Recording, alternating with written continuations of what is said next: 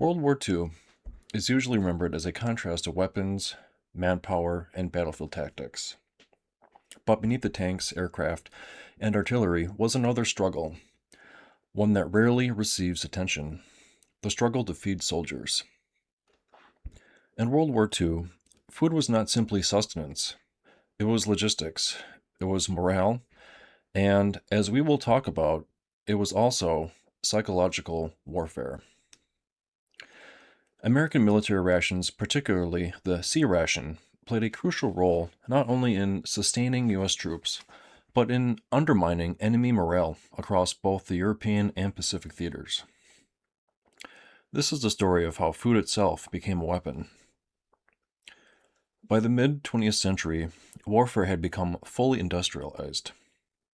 Victory depended not just on courage or leadership, but on the nation's ability to manufacture, transport, and sustain enormous quantities of material, especially food. The United States entered World War II with several decisive advantages: an untouched industrial base, vast agricultural output, a global shipping network protected by naval dominance. American planners understood that modern soldiers required enormous caloric intake to remain effective in combat. Hunger led to fatigue, illness, and collapse of morale. Feeding soldiers became a strategic priority, equal to weapons production. The C-Ration was developed as a combat ration distinct from garrison or field kitchen meals. Its purpose was simple: feed soldiers anywhere, under any condition, without resupply or preparation. Each daily issue of C-Rations provided approximately 3,600 calories, designed to support sustained combat operations. The ration typically included a canned meat entree, such as beef stew, meat, and beans, or spaghetti, crackers or hard bread, candy or chocolate, sugar and salt, instant coffee, cigarettes or tobacco, toilet paper, chewing gum, a small steel can opener called the P38. All components were pre-cooked, sealed in metal, and resistant to spoilage. This ration could be eaten cold in a foxhole during movement or under fire. American soldiers frequently complained about the monotony of the C-Ration. The meals were repetitive, the taste was often uninspiring, and prolonged consumption led to fatigue and dissatisfaction. But these complaints occurred within a context of abundance. Soldiers knew more food was coming. For enemy soldiers encountering these rations, the reaction was entirely different. To them, the C-Ration represented something almost unimaginable: reliable surplus. By contrast, Axis powers faced severe and worsening food shortages. Germany entered the war without secure overseas food access. Allied blockades steadily reduced imports, while bombing campaigns crippled transportation infrastructure. As the war progressed, meat became scarce, coffee was replaced with substitutes, bread was diluted with fillers. By 1944, many German soldiers received 1,200 to 1,500 calories per day, far below combat requirements.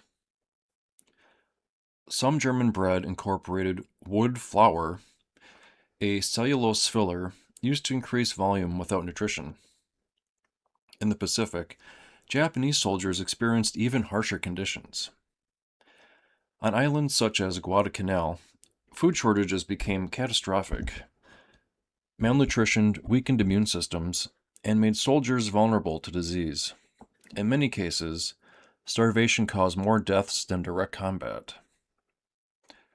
The psychological impact intensified when Axis soldiers directly encountered American supply systems. During battles such as the Battle of the Bulge, German units overran American positions hoping to capture food and fuel.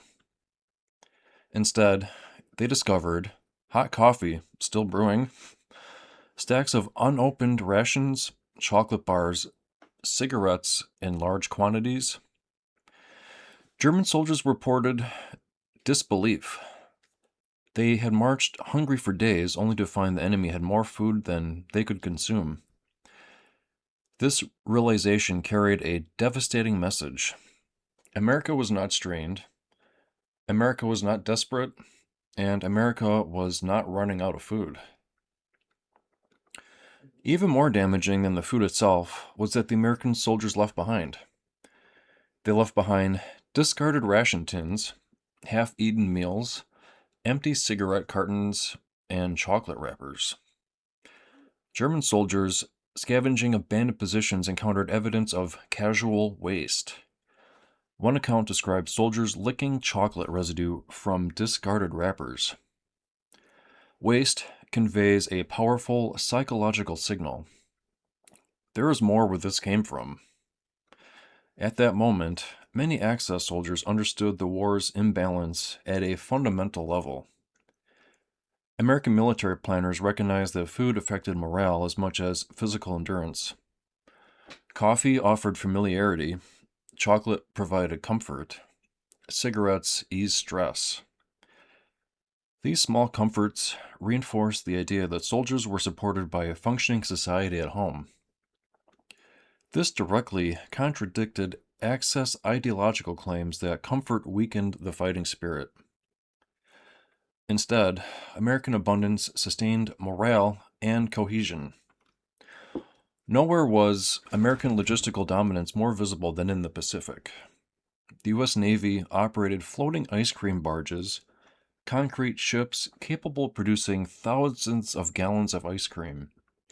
This was not a luxury experiment. It demonstrated overwhelming control of shipping, refrigeration, fuel, and supply chains. While Japanese troops starved on isolated islands, American sailors ate ice cream at sea. The contrast was psychologically crushing. Axis propaganda warned soldiers that surrender meant abuse or death by their American captives. Reality contradicted these claims. POWs held in American camps were fed regular, adequate meals. Many prisoners received better food than they had eaten in years. Some Japanese POWs reportedly cried during their first meals, not from fear, but from realization. The ideological image of America collapsed under the weight of reality. Wars are decided not only by firepower, but by belief. The C-Ration communicated several different messages.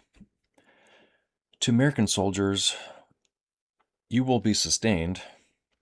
To the enemy soldiers, you cannot outlast this.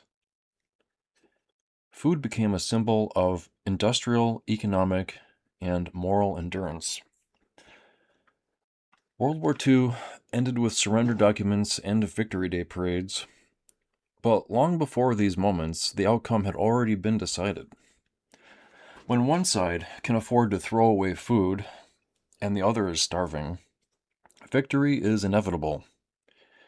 American rations did more than feed soldiers. They broke the enemy's belief in victory, and food became a weapon.